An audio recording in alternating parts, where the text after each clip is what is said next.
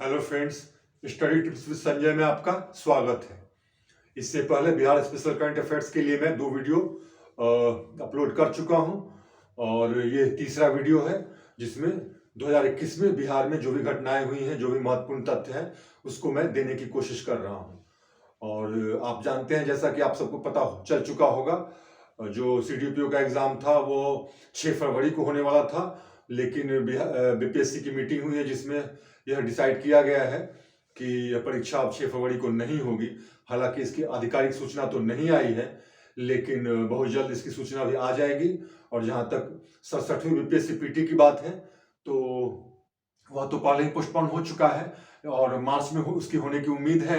लेकिन अगर मार्च में 9 भी हो तो आश्चर्य नहीं होना चाहिए जो स्थिति बनती है। खैर, जो भी हो, हमें अपने तरफ से इन दोनों परीक्षाओं के लिए बिल्कुल तैयार रहना है।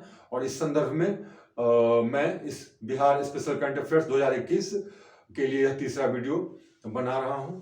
आई होप कि यह आपके लिए मददगार साबित होगा। तो आइए देखते हैं इसमें क्या है। कार्बन उत्सर्जन और जलवायु परिवर्तन के मुद्दे पर बिहार सरकार ने किस अंतर्राष्ट्रीय संस्था के साथ समझौता ज्ञापन किया? United Nation Environment Programme UNEP, शायद आपको दिख रहा हो तो, लेकिन न दिख रहा हो इसलिए मैं फिर से बोल देता हूं, UNEP, United Nations Environment Programme. जलवायु परिवर्तन और कार्बन उत्सर्जन जो कि एक ज्वलंत मुद्दा है और इससे निपटने के लिए बिहार सरकार द्वारा यूनाइटेड नेशन एनवायरमेंट प्रोग्राम के साथ समझौता ज्ञापन किया गया है। अब दूसरा क्या है? बिहार सरकार द्वारा 60 ITI को सेंटर ऑफ एक्सेलेंस में बदलने की जिम्मेदारी किस कंपनी को सौंपी गई है? तो टाटा टेक्नोलॉजी को सौंपी गई है। क्या?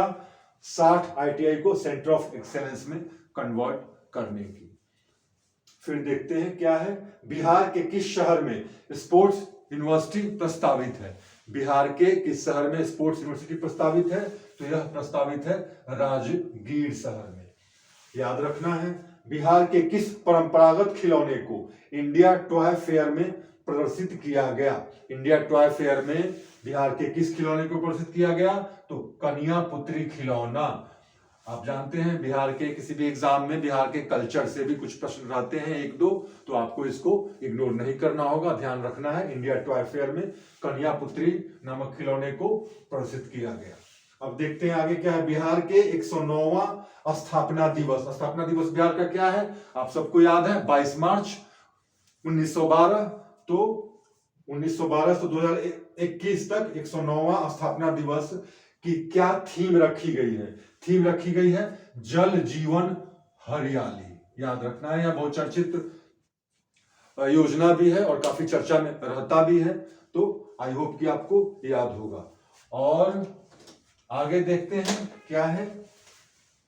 एक भारत श्रेष्ठ भारत के तहत, एक भारत श्रेष्ठ भारत भारत सरकार की स्कीम है। भारत को कल्चरली, इकोनॉमिकली एक इंटीग्रेट करने के लिए, विभिन्न राज्यों के प्रति जो के बीच जो असमानता है, इनइक्वालिटी है, उसको कम करने के लिए। तो इस संदर्भ में जो एक भारत श्रेष्ठ भारत स्कीम है, इसके तहत बिहार की जोड़ी किस राज्य के साथ बनाई गई है? तो बिहार त्रिपुरा की जोड़ी बनाई गई है। त्रिपुरा आपको ध्यान रखना है। इथेनॉल प्रमोशन नीति को लागू करने वाले राज्यों में बिहार का क्या स्थान है?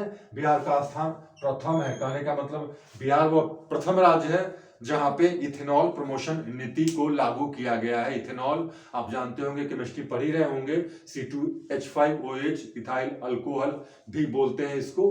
तो इथेनॉल प्रमोशन नीति का मुख्य उद्देश्य स्पष्ट है कि फ्यूल में इसको मिलाने से जो इमिशन है, जो प्रदूषण है, वह कम होता है। तो इस संदर्भ में बिहार वह प्रथम राज्य है जहां इथेनॉल प्रमोशन नीति को लागू किया गया है। बिहार के वे 2 शहर जो ग्रीन एनर्जी इफिशिएंट